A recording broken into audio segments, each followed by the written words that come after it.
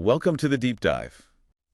Forget just hitting play. We're diving headfirst into the turbocharged world of interactive podcasting. Yeah, things are definitely changing. For sure. The audio game is shifting, and it's really all about getting you, the listener, in on the action. Making it a two-way street. Exactly. Yeah. We've got a stack of insights here from articles looking at this whole shakeup, the clever ways podcasters are getting people involved, and even a peek at the tech that's making it happen. So our mission today, to unpack the nuts and bolts of interactive podcasting, why it's such a big deal, how it's a win-win for creators and listeners, and crucially, without getting bogged down in, super technical jargon. Right, keep it accessible. Think about it. It's like moving from just watching the game to actually getting onto the field yourself. That's a good way to put it. What's fascinating, I think, right out of the gate is this fundamental flip.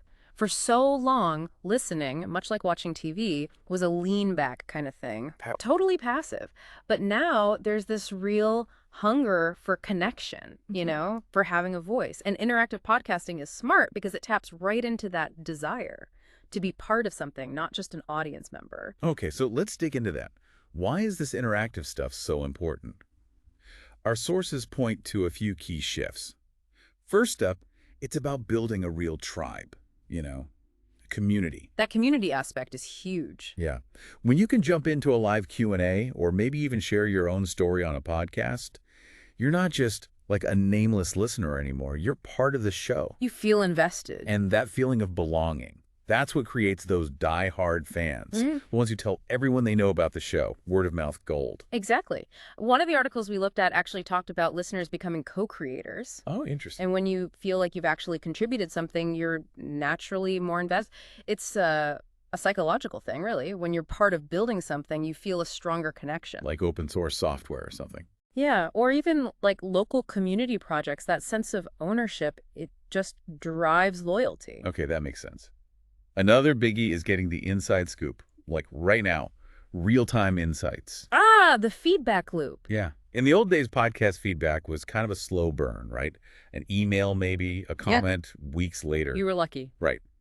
But with Interactive Elements polls, live chat creators can see what's hitting home and what's not almost instantly. It's like having a direct line to the audience's collective brain. Totally. Keeping the content laser-focused on what you, the listener, actually want to hear. And this real-time feedback loop, it's just gold for creators. It allows for a kind of nimbleness and adaptability that traditional broadcasting just couldn't really offer. Right. Imagine a creator asking for opinions on a topic and then, bam, immediately tailoring the next segment based on those responses. Yeah. It's just a much more dynamic way to create. And it's not just about tweaking things behind the scenes, is it? Interactivity can actually make the content itself way more diverse. Huh. Well, think about podcasts that bring on listeners to share their unique experiences or, their expertise on something. Okay. Audience-sourced stuff. Exactly. Suddenly you've got this incredible range of voices and stories that the creators might never have found otherwise. It's like crowdsourcing content, but like in the best possible way. That's a fantastic point. Every listener brings their own unique perspective, their own background. By actively pulling those in, podcasts can get a richness and a depth that a single voice or even a small team just couldn't replicate on their own. Yeah. It introduces new angles, unexpected insights. It just makes the content resonate with a much wider audience, potentially. So ultimately, all of this, the community, the feedback, the diverse voices, it boils down to something really valuable. Yeah. Stickiness. Stickiness. Yeah, loyalty. In a world where you're just bombarded with things to watch and listen to, giving listeners that experiential journey, as one source put it, through interactivity, making them feel heard, valued, that builds a loyal fan base that keeps coming back. It's creating an experience, not just delivering information. Precisely. In today's super crowded media landscape, just having good content isn't always enough, is it? Not anymore. Offering an engaging, participatory experience is a major differentiator. It forges that deeper connection, something that goes beyond just the topic being discussed. It creates a loyal audience that feels a genuine affinity for the show. Okay, so we get why it's important.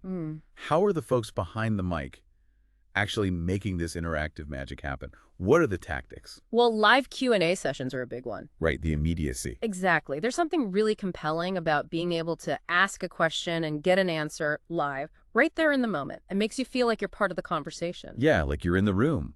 Plus, those unscripted moments, they can often be the most interesting bits, can't they? Absolutely. The appeal of live interaction is undeniable. It creates that sense of immediacy, a genuine connection. Listeners get a direct line to the creators, and the spontaneity can lead to some truly engaging, memorable exchanges. It's a great way to sort of peel back the curtain. Foster that personal relationship. Mm-hmm.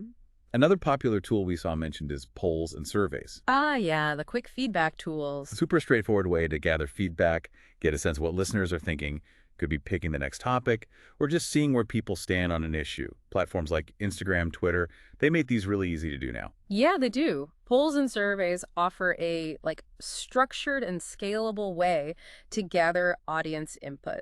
They let podcasters tap into the collective intelligence of their listeners, basically. Get variable insights. Right. Insights into preferences, opinions. And that data can then inform future content decisions, help make sure the podcast stays relevant, aligned with what the audience actually wants. Then you've got the audience-sourced content we touched on earlier. Right. Bringing listener stories in. Yeah, podcasts that actively invite listeners to share their own stories, their experiences, maybe their expertise. This not only brings in fresh voices, but also makes those contributors feel, a real sense of ownership, pride in the show. Definitely. It's like turning your listeners into part of your storytelling team. Yeah. Incorporating listener contributions is such a powerful way to not only diversify the content, like we said, but also to build that strong sense of community. Mm-hmm. When listeners share their own narratives, their insights, it just enriches the podcast with these unique perspectives. And at the same time, it makes those contributors feel valued, turning them into really enthusiastic advocates for the show. Okay. Switching gears slightly, but still related. Yeah. We can't talk about podcasting without looking at the bigger picture. Growth, money. Industry itself. Exactly. Sure. Our sources highlight some pretty impressive growth and the financial muscle of the medium now. Yeah. We're talking about a huge chunk of the U.S. population listening every month, every week. The numbers are staggering. And the global market is just booming.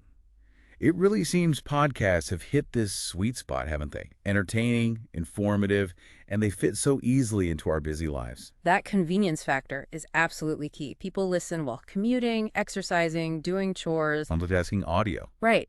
This accessibility, combined with the sheer diversity of content available, has fueled this massive growth. And naturally, that creates substantial financial opportunities. Exactly. And smart businesses, marketers, they're paying attention. They see podcasts as a prime way to connect with really engaged audiences. And generate some serious ad revenue. Yeah, it can be a win-win.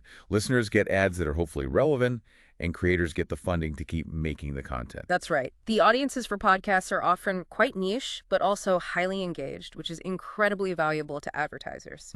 So the increasing listenership, combined with the potential for more targeted, maybe even interactive ad placements, it makes podcasting a really attractive and effective marketing channel. Okay, now let's talk about cranking up the immersion factor. This is where it gets a bit sci-fi. The tech angle. Yeah. Our sources talk about virtual reality, VR, stepping into the podcasting arena. Imagine, slipping on a headset and being completely enveloped in the soundscape of a spooky thriller. Ooh, creepy. Or feeling like you're sitting right at the table during a fascinating discussion with, world leaders or something. Yeah, here's where things get really kind of mind-bending, potentially. VR has the potential to completely redefine the listening experience. How so? Exactly. By creating these immersive sonic environments, it can pull listeners deeper into the story or the conversation. Makes it feel less like you're just hearing something and more like you're actually there. Like being on stage with the actors. Or in the room with the experts, yeah. Yeah. It moves beyond just audio input. And with literally millions of podcasts out there now. So much content. Finding ways to stand out is crucial, right? Studies suggest a massive number of listeners in the U.S., maybe around 120 million, are intrigued by this idea of VR-enhanced audio. Wow. That's a huge potential audience looking for a more captivating listening experience. Absolutely. Given the sheer volume of content vying for our attention, finding ways to truly capture and hold listener engagement is critical. VR offers a novel and potentially very powerful tool for doing just that. Seems like there's a real appetite for it. The significant interest among listeners definitely suggests a real appetite for these more immersive, maybe more interactive audio experiences down the line. Then we've got artificial intelligence, AI, sort of quietly working its magic behind the podcasting curtain. AI's everywhere now, isn't it? Pretty much. Yeah. Our sources explain how AI is automating tasks, crunching data, which ultimately leads to better podcasts for us listeners. Yeah, AI is rapidly becoming this indispensable behind-the-scenes partner in podcasting. Its ability to analyze just vast amounts of data allows for smarter decisions about everything, really. Like what? Content creation, audience targeting, even how ads are delivered more effectively. It's all about using data to make the listening experience better, more tailored. So, for example, with so many people tuning in, I think one source said 164 million monthly listeners in the U.S. as of 2023. Huge numbers. AI can help surface the shows you're most likely to love through personalized recommendations. Right, like having a super smart audio concierge. Exactly. AI-powered personalization is crucial for navigating that immense library of podcasts. By understanding your listening habits, your preferences, AI algorithms can surface content that's more likely to resonate, makes it easier to discover new favorites, stay engaged. And it's not just about finding new shows. AI is also boosting the financial side. You mentioned ads, making sure ads are seen or heard by the right people, which is good news for creators and advertisers. Yeah. The ad revenue forecast was pretty big too, wasn't it? Like $2.2 billion for 2024. Yeah, the potential is significant. AI can analyze listener behavior, the content of the podcast themselves, to ensure ads are delivered to the most relevant audiences at the most effective times. Maximize impact. Exactly. Maximize impact, drive revenue growth for the whole industry. Plus, another angle, AI is making podcasts more accessible. Through transcription. Yeah, automatic transcriptions, which also helps search engines find and index podcast content more easily. So more discoverability. Accessibility is fundamental, and AI-powered transcription services are making podcasts way more inclusive, providing text versions for people with hearing impairments, for example. Good point. And yeah, additionally, those transcripts significantly improve a podcast's discoverability on search engines like Google, brings more potential listeners to the content. It's a win all around. So, okay, we've talked about why interactive podcasting is cool, the tech driving it.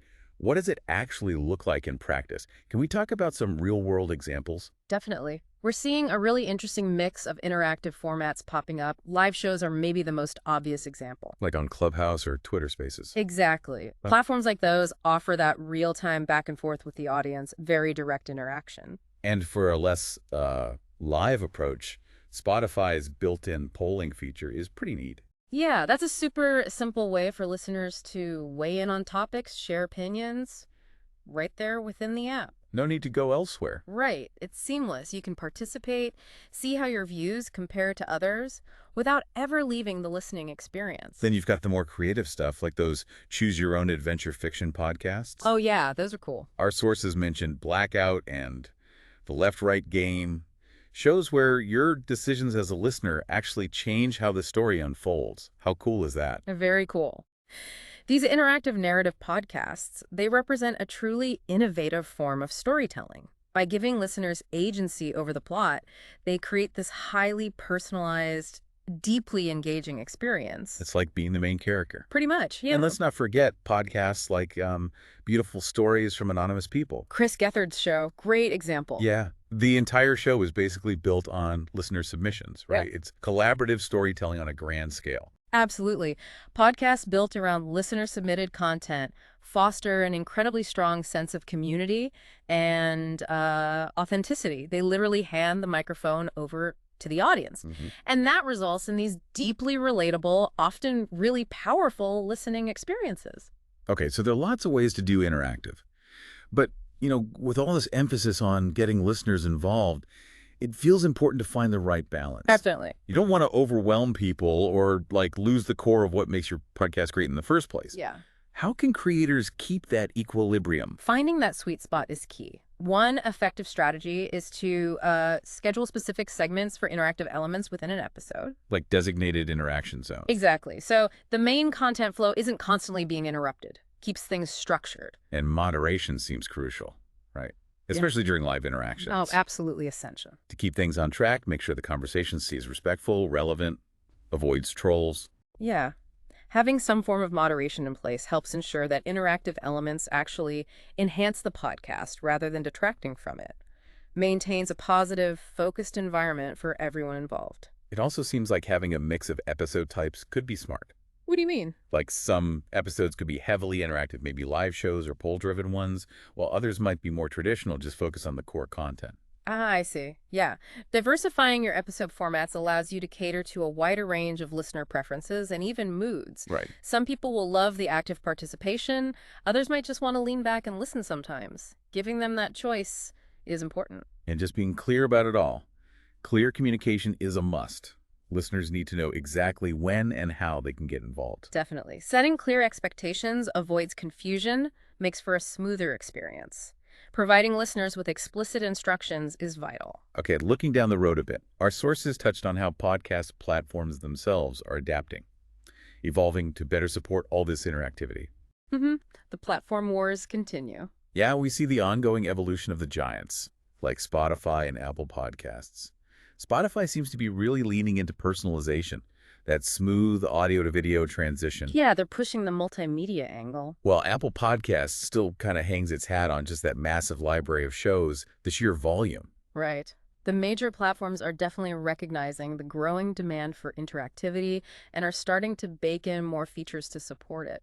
Spotify's focus on a more dynamic multimedia experience contrasts a bit with Apple's strength in, breadth of content. Both approaches have their advantages for sure.